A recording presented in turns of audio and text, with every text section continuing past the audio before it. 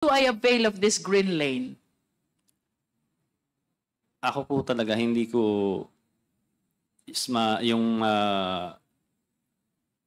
paano talaga makapunta dito sa green lane. Pero nung time ko kasi, yun nga, nagbigay kami ng tama ba? Are you saying, Mark, that you never experienced using this green lane? Halos lahat po nung shipments ko, green lane po. And that is because you submitted to the TARA system. Yes. Tama po ba? Opo. So, ibig sabihin for a time being, lahat ng mga pinaparelease mong shipment, walang physical inspection, walang document inspection, what is the consideration involved?